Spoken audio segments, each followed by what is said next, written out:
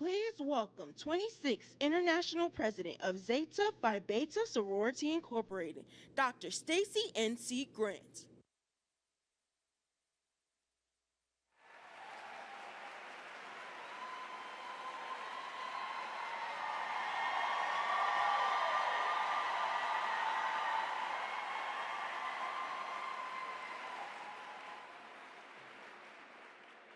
My name is Dr. Stacy N.C. Grant, and I am the International President and CEO of Zeta Phi Beta Sorority Incorporated. We are a 104-year-old service organization founded on the campus of Howard University, January 16, 1920. Our founders were young college co-eds who were bold enough to speak out against the societal ills of that time and advocate for equity and opportunity for our communities. In 2024, we are carrying that vision forward as we embrace the extraordinary power of she, advocating for social justice, health justice, and economic justice in over 900 chapters globally. As a nonpartisan organization, we educate and mobilize our members, as well as the communities we serve, on issues that affect their access to equity, safety, and growth. Members exercise their individual right to make both personal and political choices. Today, we will get to hear from the sitting Vice President of the United States on how this administration is addressing the issues that matter most to us, like affordable health care, Black maternal health, small business opportunities. Our Vice President is a proud member of the Divine Nine family as a sister of Alpha Kappa Alpha Sorority Incorporated. And all 9 of our organizations stand in unity with an unprecedented outreach for voter registration, education, and mobilization to get coordinated efforts to get out the vote. We are stronger together. Since its inception, Zeta Phi Beta Sorority Incorporated has chronicled a number of firsts. We were the first Black Greek sorority to charter a chapter in Africa in 1948, to form adult and youth auxiliary groups, to centralize its operations in a national headquarters, and be constitutionally bound to a fraternity, Phi Beta Sigma Fraternity Incorporated. And after today, Zeta Phi Beta Sorority Incorporated will be the first D9 Black Greek lettered organization to host the first Black woman presidential nominee. My first opportunity to meet and start building a relationship with Vice President Kamala Harris confirmed what I observed as I watched her from afar. She is a leader that is thoughtful. She is a woman who is strong, brilliant, and compassionate. Her love for this country is unmatched, and her faith guides her actions. She is truly America's #1 lady and my dear friend. And now it is my honor to introduce the first woman to be elected Vice President of the United States, Kamala Harris.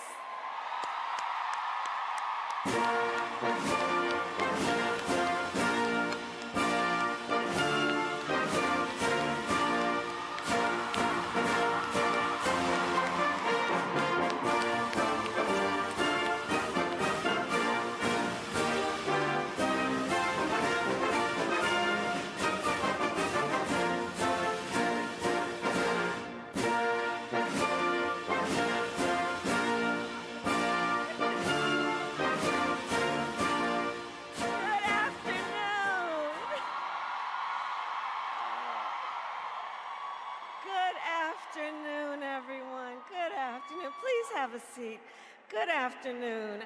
I was just saying to your most glorious president, Stacy N.C. Grant, she and I talked about this visit months ago, sitting together having a meeting in the Oval Office.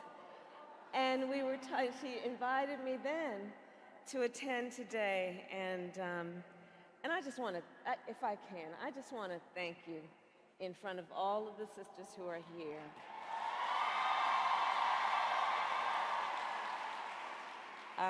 She has provided years of support and friendship, and she always, like everyone here knows, she always shows up, and I'm so, so deeply grateful. Thank you. And to everyone here, it is so good to be with you, to the former presidents who are in attendance, to the International Board of Directors, and to all of the fine members of Zeta Phi Beta Sorority Incorporated.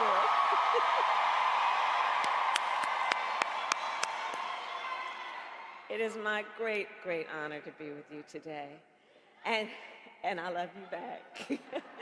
And also, on Air Force Two, joining me is Congresswoman Sidney Kamlager-Dove. And I know here is also our dearest Mrs. Opal Lee, the grandmother of Juneteenth.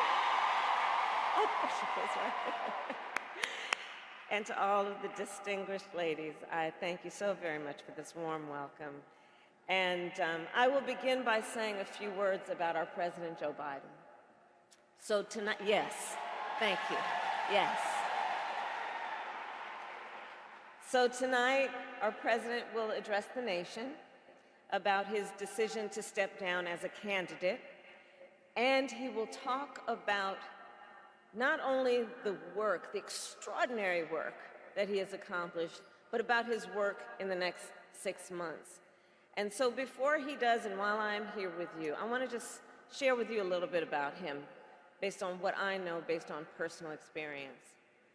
Joe Biden is a leader with bold vision. He cares about the future. He thinks about the future. He has extraordinary determination and profound compassion for the people of our country. And I say that because I know that we are all deeply, deeply grateful for his service to our nation.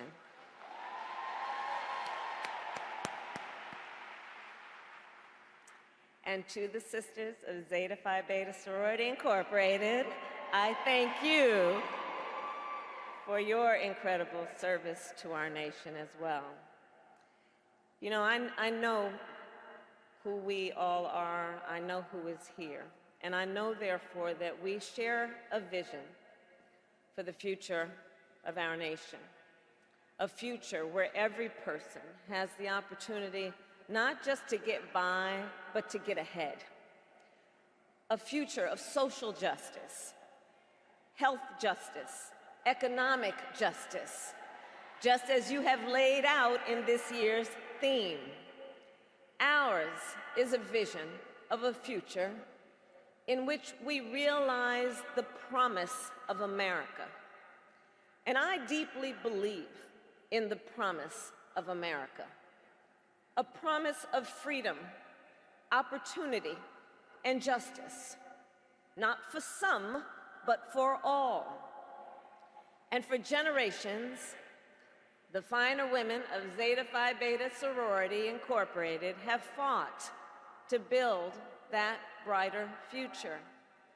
During the Civil Rights Movement, you marched for voting rights, economic justice, and an end to segregation. For more than 50 years, you have worked with the March of Dimes to lift up the urgent issue of maternal health.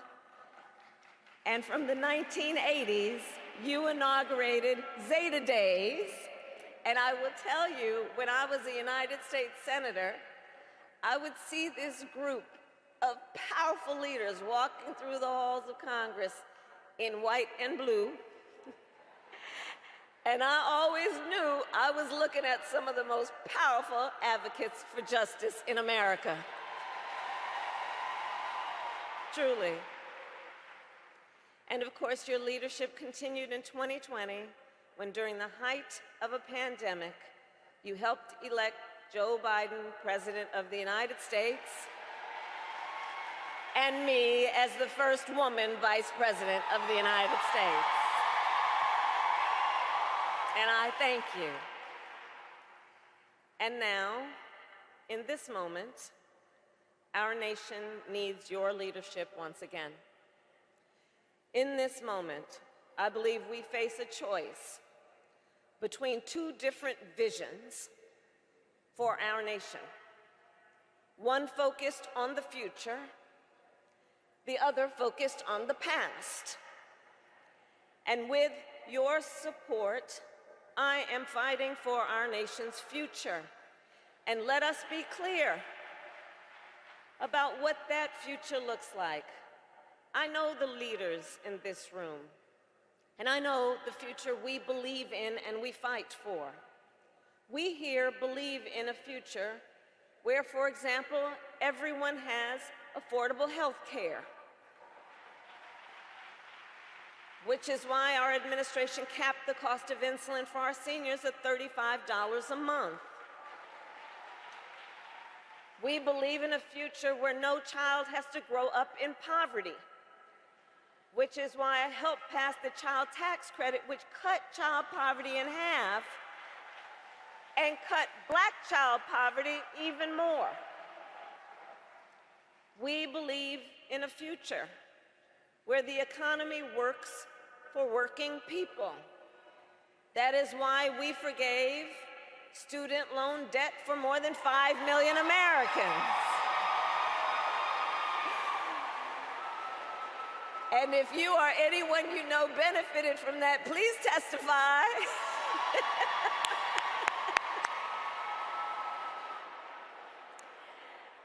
And we are finally making it so that medical debt can no longer be used against your credit score.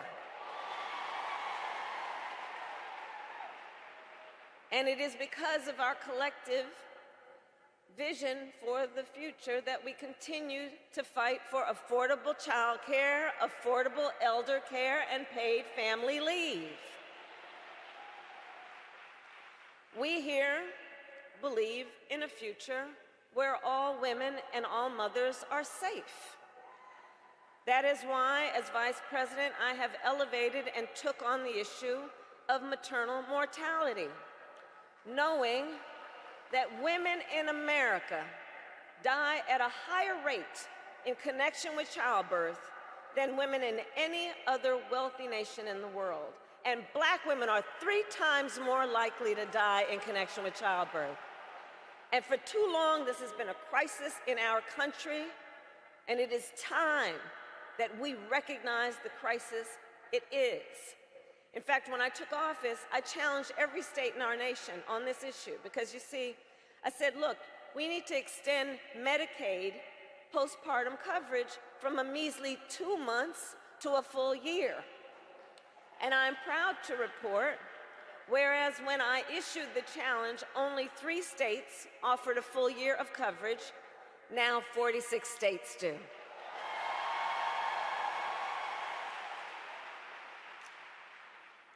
So I say, as we work to build a brighter future and to move our nation forward, we must also recognize there are those who are trying to take us backward. You may have seen their agenda. Part of it is called Project 2025. Now, can you believe they put that in writing? 900 pages of it. Project 2025. A plan to return America to a dark past. They intend to cut Medicare, to repeal our $35 cap on insulin, to eliminate the Department of Education, to end programs like Head Start, which would take away preschool for hundreds of thousands of children in our communities. Let's be clear. This represents an outright attack on our children, our families, and our future. These extremists want to take us back, but we are not going back. We are not going back. Ours is a fight for the future, and ours is a fight for freedom. Across our nation, we are witnessing a full-on assault on hard-fought, hard-won freedoms and rights. The freedom to vote, the freedom to be safe from gun violence, the freedom to live without fear of bigotry and hate, the freedom to love who you love openly and with pride, the freedom to learn and acknowledge our true and full history, and the freedom of a woman to make decisions about her own body and not have her government telling her what to do. And in the face of these attacks, we must continue to stand together in defense of freedom. We who believe in the sacred freedom to vote will make sure then that every American has the ability to cast their ballot and have it counted. We who believe that every person in our nation should be free from gun violence will finally pass universal background checks, red flag laws, and an assault weapons ban. We who believe that every person in our nation should be free from bigotry, discrimination, and hate will continue to fight for equality and justice for all. And we who believe in reproductive freedom will fight for a woman's right to choose, because one does not have to abandon their faith or deeply held beliefs to agree the government should not be telling her what to do. You know, when he was president, Donald Trump, former president, handpicked 3 members of the United States Supreme Court because he intended for them to overturn Roe v. Wade. The United States Supreme Court, previously the court of Thurgood and RBG. And as he intended, they did. Well, let me tell you something. When I am president of the United States, and when Congress passes a law to restore those freedoms, I will sign it into law.